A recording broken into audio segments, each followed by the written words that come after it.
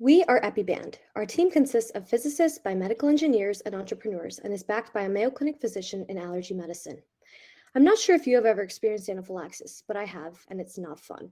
I'm one of the 6.6 million people in the US who Gory, has whenever allergy. you start talking, I can see your screen right now and I can see your video whenever you start talking. I'm sorry. I started talking. Were you able to hear me?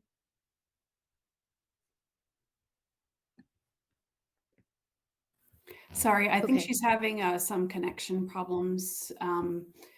Please, why don't we just have you start from the beginning and then I can set a timer. Sound Okay. good? Okay. Yes. Thank you. Okay. We are Epiband. Our team consists of physicists, biomedical engineers, and entrepreneurs, and is backed by a Mayo Clinic physician in allergy medicine.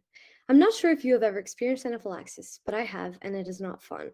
I'm one of the 6.6 million people in the US who has allergies severe enough to trigger an anaphylactic reaction. Reactions such as mine cost the US health system $1.2 billion of annual direct cost for treatment in emergency room settings. A significant contributor to these costs is poor compliance, with reports showing that 60% of people don't have their EpiPen with them during anaphylaxis. Our market research suggests that the bulky form factor of epinephrine autoinjectors is a primary driver for poor compliance, increasing the risk for hospitalization or death following anaphylaxis. Rather than a typical watch strap, our solution, the Epiband, attaches right to your current watch. The entire housing is enclosed in the watch strap and case to safely deliver epinephrine, allowing you to leave your bulky pen at home. The Epiband is designed to be quickly detachable, allowing rapid deployment at the press of a button. Our idea was conceptualized in a Mayo graduate entrepreneurship course we placed at Mayo Clinic's Alligator Tank, and we've worked with Adam Salmi from Maker Clinic to develop a minimum viable product in just 4 months because people need this right now. Just in Olmsted County, there's an 8% increase in epinephrine autoinjector prescriptions each year, and this is consistent with global trends of an increase in anaphylaxis prevalence.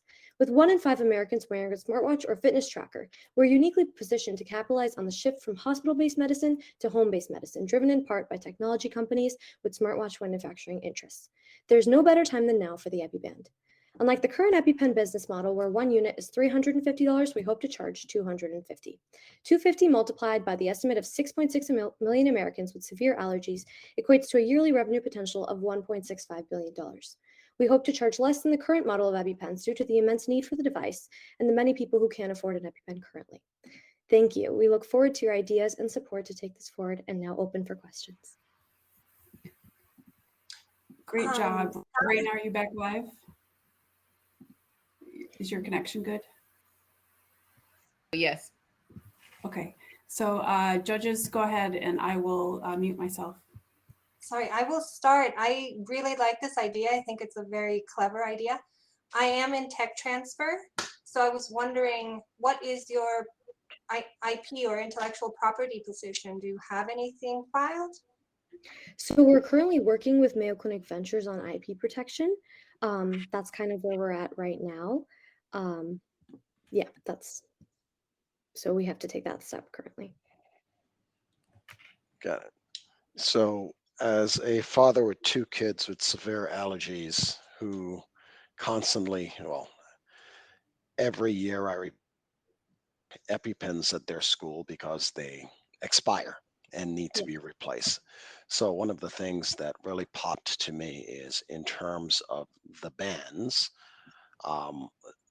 storage of the medicine as well as replacement. Could you talk a little bit about that? Sure. So one of our biggest aspects to this is that as an Apple Watch shows up with 2 separate straps, we want to have 2 straps with 2 doses of epinephrine. And that's what a typical epinephrine case would hold for your child or for me, 2 separate doses. And so that's one of the things we want to do. Another thing is that we want to keep the watch strap temperature controlled, as I'm sure you're aware that leaving an EpiPen in a car for 20 to 30 minutes in the Minnesota cold is practically ruining the epinephrine. There is recent data epinephrine viability and how it lasts over a year, and we hope to kind of research and capitalize on that possibly and see this as epinephrine that could last for even over a year. But otherwise, the main goal of the device is for taking into account that temperature controlling issue, the issue of forgetting your epinephrine, and the double doses. So can you talk a little bit about after a use? So you've got a single needle. Yes.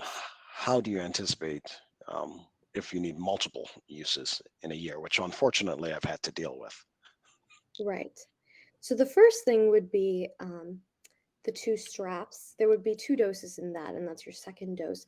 Otherwise, the strap would be considered just the way that an EpiPen is. So if you use one, you can buy another one, and it can be like another attachment onto the watch face itself.